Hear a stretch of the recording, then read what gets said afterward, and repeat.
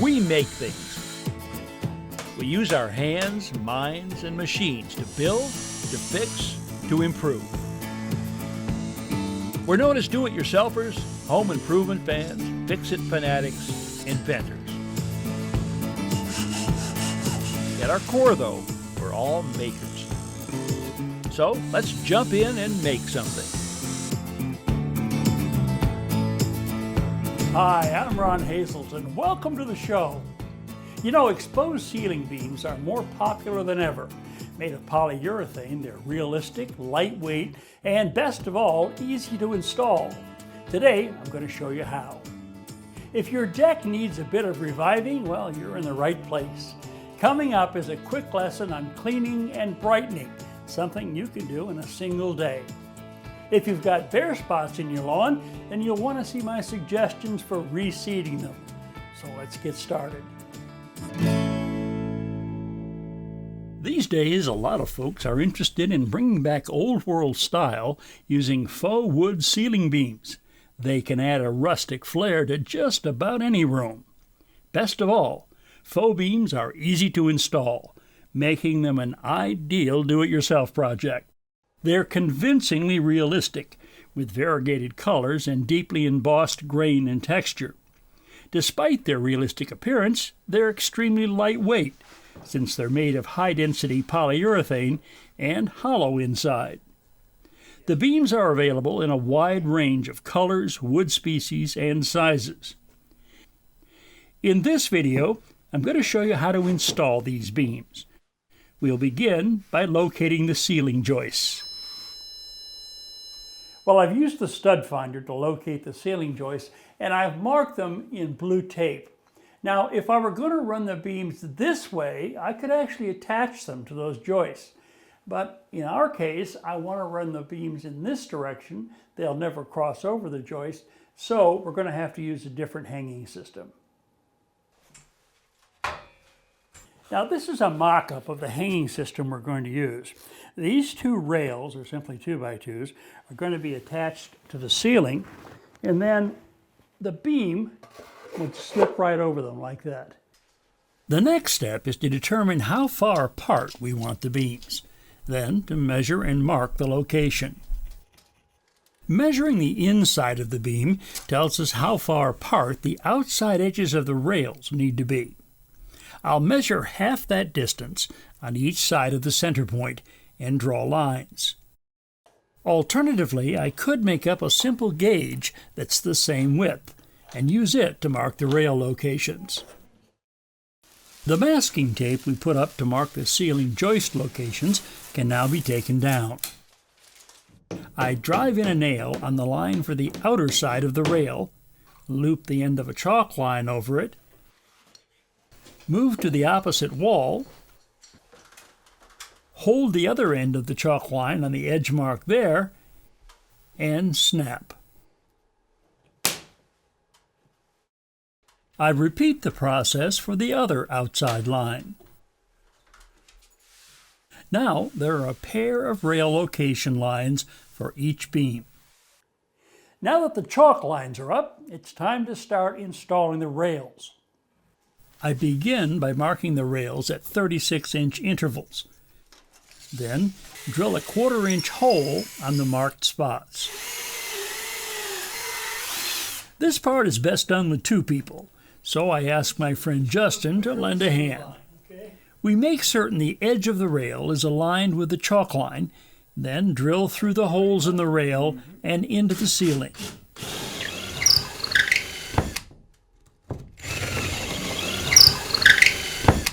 The rails will be fastened to the ceiling using a toggle bolt. The wings on the nut will be folded back, then the nut will be passed through a hole in the ceiling. On the back side of the ceiling wallboard, the wings will flip out, preventing the nut from coming back out. I'm changing the bit to a larger size so that I can enlarge the hole in the ceiling.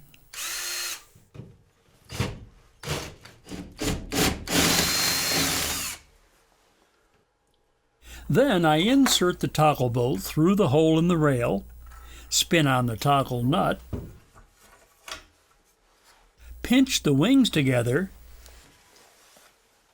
Lift the rail into position and insert the toggle through the hole in the ceiling. Next, I tighten the toggle bolt until the rail is tight against the ceiling. The companion rail is put up the same way, making sure the edge is aligned with the chalk line. The rails can also be attached using a toggle anchor like this. Again, the hole is enlarged to accept the fastener. The wing on the anchor is folded down and the fastener is slipped through the hole. Then this cap, or collar, is slid along until it contacts the body of the anchor. The straps are then snapped off. This bolt is then inserted through the hole in the rail, screwed into the anchor, and then tightened until the rail is snug against the ceiling. Using either fastening method, the rest of the rails are installed. To make sure the rails are the right distance apart, I slip a scrap piece of beam over them and check for fit. With all the rails up, it's now time to measure for the length of the beams. Then transfer that measurement to the beam itself.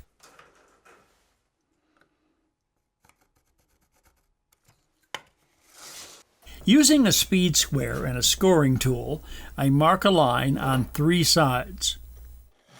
Since the surface is a dark color, I'm making a score line rather than drawing a pencil line, since it will be more visible. Now, if I were going to cut this beam with a handsaw, I prefer a Japanese handsaw. Why? Well, it has very, very fine teeth, which will give me a very smooth cut. The blade itself is quite thin, which gives me more precision. And perhaps most of all, this saw cuts as I pull it toward me, which I believe gives me a lot more control. With this saw, I prefer to cut one side at a time, turning the beam as necessary.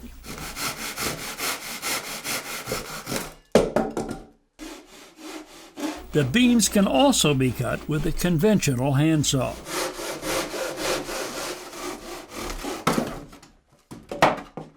However, the quickest and easiest way to cut the beams is with a power miter saw. Again, the beam is scribed or marked on all 3 sides and rotated after each cut.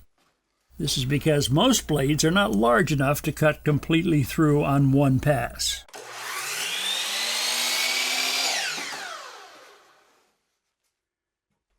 Cutting slightly outside the line and then sanding off the excess is a good way to make a tight fit, especially when the ceiling and walls are not exactly perpendicular.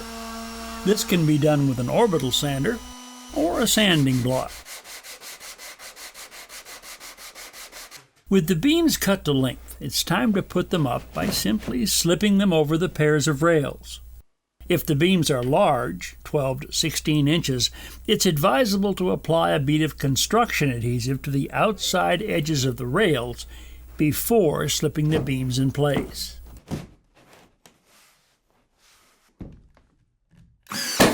The beams are secured with finish nails every 12 to 14 inches, or by using finish head screws. The recessed nail or screw heads are filled with colored wood putty. This process is repeated until all the beams are up. For added realism, beam accessories like hangers, brackets, and plates can be put up. Made from silicone polyurethane composite, these accent pieces can be cut with a sharp utility knife. Beads of polyurethane adhesive are applied to the back and flattened with a putty knife. Additional beads are added, then the accessory is pressed into place and held in position with finish nails. Faux wood beams add texture to an otherwise plain ceiling. They can bring warmth and a cozier feel to a space. They can add a beautiful farmhouse look to a kitchen or a lodge look to a living room. Wood has always had a certain rustic charm. Today, its warm and welcoming look is being enjoyed in just about any room in the house. You know, sometimes a deck like this looks so bad, it seems like there's just nothing that can be done with it. But restoration of this deck is not only probable, but it's virtually guaranteed. It's been several seasons since this deck last received any TLC. As a result, the wood is dried, cracked, and discolored, and the previous finish is badly chipped, peeling, and in heavy traffic areas, mostly worn away. Another troublesome symptom is protruding nails, caused in part by the deck boards repeatedly getting wet and then drying out, a process that can actually push the nails upward. So the first step is to reset the fasteners flush with the surface, using a hammer and drift pin to avoid denting the wood itself. The deck boards also have two additional problems. They've weathered badly from years of exposure to sun, rain, and dirt, and they're made even more unattractive by the patches of the previous stain that remain. To help correct both of these, I'm going to clean the deck using a power washer. The power washer needs a water supply, which will come from a garden hose attached to the inlet port. On the water outlet side, I'll attach the high-pressure hose, then connect it to the power wand.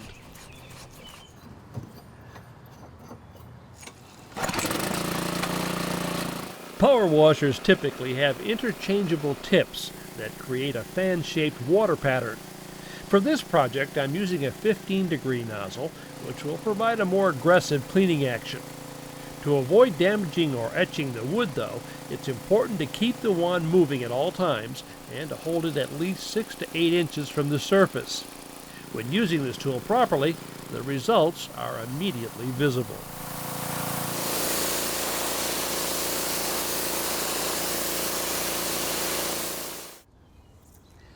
Now this came out pretty well just with the power washer, but I'm going to take one additional step here.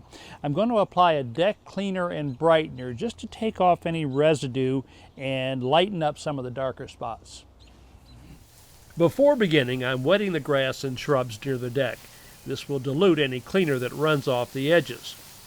I'll also repeat this after completing the cleaning and brightening step.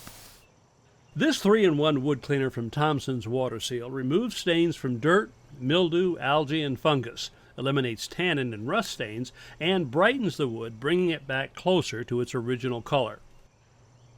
When using any deck cleaner, cover arms and legs, put on rubber gloves, and wear eye protection.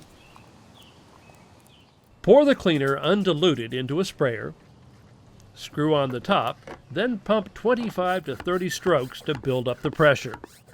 On warm days like this, I pre-wet the deck surface to keep the cleaner from drying too quickly. Then spray on the cleaner and brightener. I found that cleaners like this perform best if they are scrubbed with a synthetic bristle brush. This works the solution into the wood and helps loosen surface particles. Leave the cleaner brightener on the surface for 10 to 15 minutes, then rinse the deck using a garden hose or power washer. Now things are looking very good except for a few areas where the old stain is stubbornly clinging to the surface. I removed some of the larger spots using an orbital sander and 80 grit paper. Because water applied to bare wood will nearly always raise some grain, I also sand the handrails, making them smooth to the touch. Sanding is an optional step and isn't always necessary. To protect the deck and keep it looking good, I'm using Thompson's Water Seal waterproofing stain. Now, this product contains elastomeric polymers that help the dry stain expand and contract with the wood during temperature fluctuations, reducing cracking and peeling. Before sealing the top deck surfaces, I want to coat the sides, using a brush that's narrow enough to fit into the spaces between the boards. My preferred tool for applying a sealer is this deck staining pad. A long handle allows me to do the entire job standing up. What's important here is to bring the pad into contact with the solution, but not submerge it. Then use the ribs on the pan to distribute the material evenly across the surface. The pad allows me to work the stain and sealer well into the wood, assuring a good bond. I usually apply the material to 3 or 4 boards at a time, always moving the pad in the direction of the grain. Re-wetting the pad frequently ensures an ample coating that's evenly distributed. This sealer also has acrylic polymers, which greatly improve resistance to scuffing and marring. Another thing I like about this combination stain and sealer is that it can be applied to damp wood. This means cleaning and coating can be done in the same day. This applicator incorporates a small brush into the pad, making it possible to apply sealer to the deck board sides at the same time the top surface is being coated. It also has an onboard container which does away with the need to dip and re-wet the pad.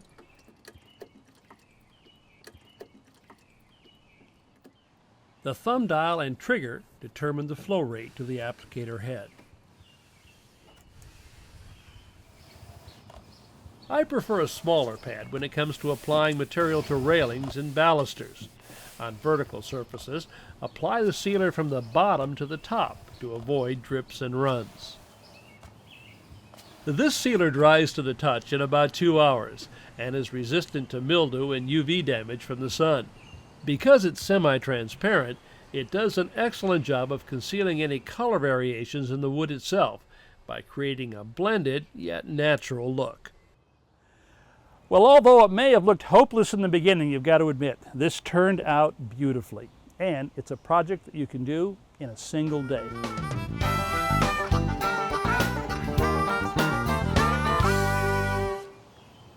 Bare spots like this one, caused by piling up leaves in one place for too long, can best be restored by overseeding. Start by raking away the dead grass or thatch. The idea is to expose bare soil wherever the grass has completely died out.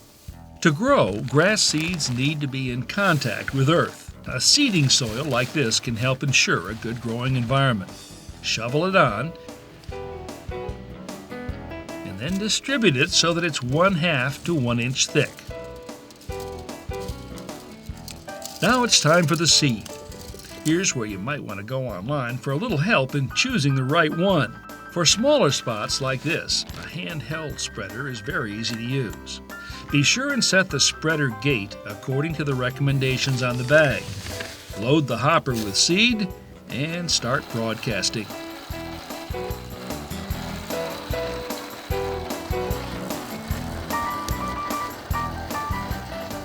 With the seed down, it's time to add a fertilizer specifically formulated for stimulating root growth and making the grass grow in thicker and quicker.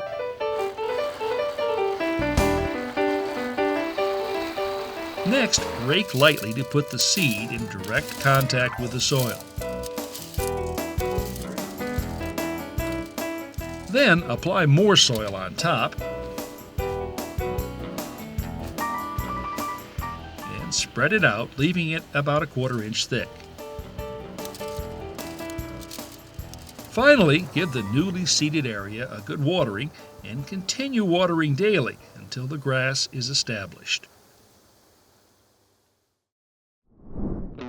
To view today's projects again and countless more, go to HouseCallsDIY.com. Step-by-step home improvement tips when you need them. I'm Brian Kelsey. Welcome to House Calls. Join us as we tackle some great home projects, as well as look back at favorites from Ron Hazelton on House Calls.